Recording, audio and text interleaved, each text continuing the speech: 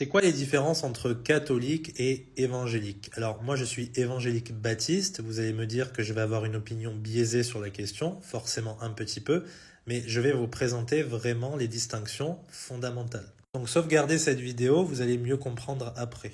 Point numéro 1, différence au niveau de l'autorité religieuse. Les catholiques ils reconnaissent l'autorité du pape en tant que chef de l'Église catholique romaine.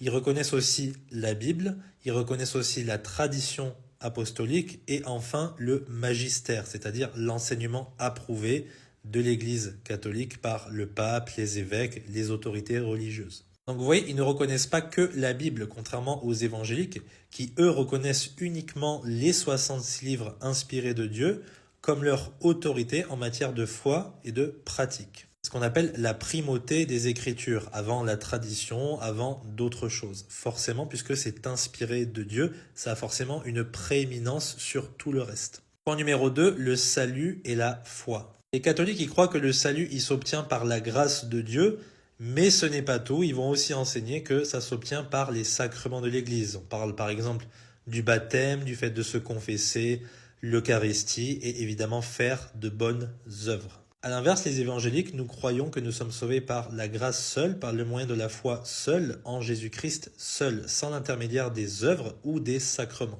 Parce que nous reconnaissons que notre marche chrétienne ne sera jamais suffisamment parfaite pour assurer notre salut. C'est pour ça que le juste vit par la foi en Jésus-Christ. Donc les évangéliques insistent sur l'importance d'une relation personnelle avec Dieu, rien à voir avec ta famille. Tu dois toi-même entendre l'évangile et croire en Jésus-Christ, c'est-à-dire placer ta confiance en lui seul. Point numéro 3, la Vierge Marie et les saints. Alors les catholiques, ils accordent une très grande importance à la Vierge Marie et aux saints, et ce sont pour eux des intercesseurs auprès de Dieu. C'est pour ça qu'il est pris en leur demandant des intercessions. Alors que pour les évangéliques, ça c'est considéré comme une hérésie.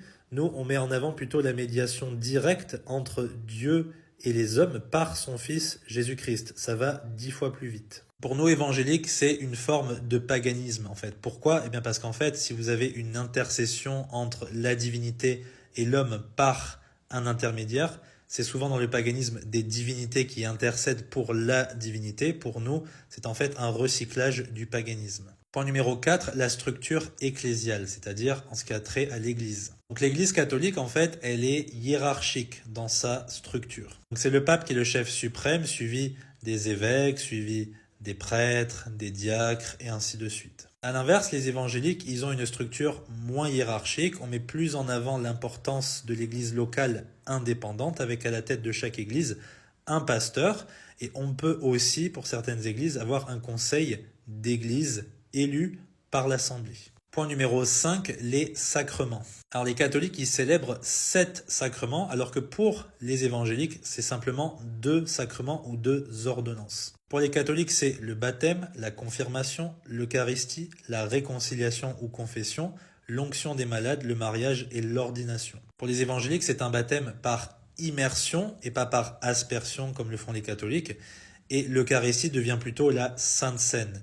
Et tout ça, ce sont des symboles de l'alliance et de la grâce de Dieu. Ça n'a pas de pouvoir salvifique. Le baptême et la Sainte Seine ne vous sauvent pas. Ça représente ce qui s'est déjà passé spirituellement quand vous avez cru en Jésus-Christ. C'est simplement un témoignage public de votre foi déjà existante. Et le dernier point, la liturgie. Le service liturgique catholique, il est très structuré. Vous avez des rituels et des cérémonies prescrites vraiment dans un ordre particulier. Pour les évangéliques, c'est une structure beaucoup moins formelle qui varie en style et en contenu. Ça va de la louange contemporaine à des formes plus traditionnelles de culte, comme c'est le cas pour mon église baptiste.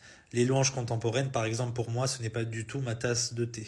Voilà, il y aurait beaucoup d'autres points, ça ne peut pas être exhaustif, mais j'espère que ça vous aura intéressé. Que Dieu vous bénisse.